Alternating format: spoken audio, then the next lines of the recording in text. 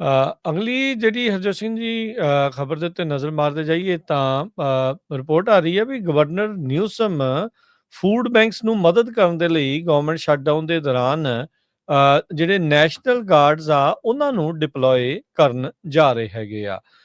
ਸੋ government shutdown ਨੂੰ ਅੱਜ 22 ਦਿਨ ਜਿਹੜੇ ਹਰਜੋਤ ਸਿੰਘ ਜੀ ਹੋ ਗਏ ਆ। ਸਨੈਪ ਬੈਨੀਫਿਟਸ ਡਿਲੇ ਹੋ ਚੁੱਕੇ ਆ 5.5 ਮਿਲੀਅਨ ਕੈਲੀਫੋਰਨੀਅਨ ਦੇ ਲਈ। ਤੁਸੀਂ ਕੱਲ ਵੀ ਇਹ ਆંકੜਾ ਜਿਹੜਾ ਉਹ ਸ਼ੇਅਰ ਕੀਤਾ ਸੀਗਾ। ਤੇ ਕੈਲੀਫੋਰਨੀਆ ਕਹਿੰਦੇ ਵੀ ਹੁਣ ਗਵਰਨਮੈਂਟ ਸ਼ਟਡਾਊਨ ਦੇ ਦੌਰਾਨ ਜਿਹੜੇ ਮਿਲੀਅਨਸ ਆਫ ਲੋਕ ਜੋ ਇਹਨਾਂ ਫੂਡ ਬੈਂਕਸ ਦੇ ਜ਼ਰੀਏ ਆਪਣਾ ਜੀਵਨ ਗੁਜ਼ਰ ਬਸਰ ਕਰਦੇ ਆ, ਉਹਨਾਂ ਦੀ ਮਦਦ ਦੇ ਲਈ ਹੁਣ ਨੈਸ਼ਨਲ ਗਾਰਡਸ ਜਿਹੜੇ ਉਹ ਡਿਪਲੋਏ ਕੀਤੇ ਜਾਣਗੇ। ਸਟੇਟ ਕਹਿੰਦੇ ਵੀ ਹੁਣ $80 ਮਿਲੀਅਨ ਦੀ ਜਿਹੜੀ ਫੰਡਿੰਗ ਆ, ਐਮਰਜੈਂਸੀ ਫੰਡਿੰਗ ਆ, ਉਸ ਨੂੰ ਫਾਸਟ ਟਰੈਕ ਕਰਨ ਜਾ ਰਹੀ ਆ।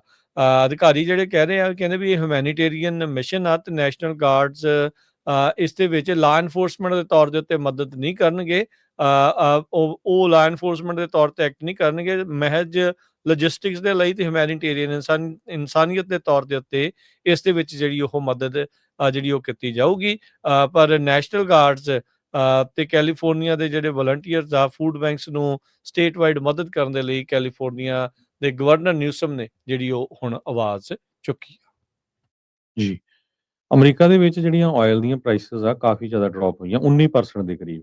ਉਹ ਗੱਲ ਜੁਦੀ ਆ ਵੀ ਕੈਲੀਫੋਰਨੀਆ ਦੇ ਵਿੱਚ ਹਜੇ ਵੀ ਜਿਹੜੀਆਂ ਗੈਸ ਦੀਆਂ ਪ੍ਰਾਈਸਿਸ ਆ $4 ਜਾਂ $4 ਦੇ ਲਾਗੇ-ਛਾਗੇ ਜਾਂ ਇਸ ਤੋਂ ਵੱਧ ਆ।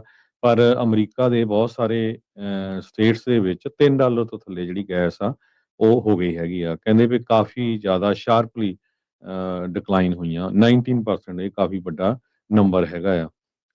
ਤੇ $59 ਪਰ ਬੈਰਲ ਯੂਐਸ ਆਇਲ ਪ੍ਰਾਈਸਿਸ ਇਸ ਟਾਈਮ ਹੈਗੀਆਂ 19% ਲੋਅਰ ਦੈਨ ਲਾਸਟ ਈਅਰ। ਜਦੋਂ ਲਾਸਟ ਦਸੰਬਰ ਤੋਂ ਲੈ ਕੇ ਹੁਣ ਤੱਕ 19% ਜਿਹੜੀਆਂ ਪ੍ਰਾਈਸਿਸ ਆ ਇਹ ਘੱਟ ਹੈਗੀਆਂ। ਹੋਪਫੁਲੀ ਕੈਲੀਫੋਰਨੀਆ ਦੇ ਵਿੱਚ ਵੀ ਜਿਹੜੀਆਂ ਪ੍ਰਾਈਸਿਸ ਘਟਣ, ਪਰ ਕੈਲੀਫੋਰਨੀਆ ਦੇ ਵਿੱਚ ਆਲਮੋਸਟ $1 ਜਿਹੜਾ ਆ ਉਹ ਬਾਕੀ ਸਟੇਟਾਂ ਦੇ ਮੁਕਾਬਲੇ ਜ਼ਿਆਦਾ ਹੈਗਾ ਆ। ਜੀ।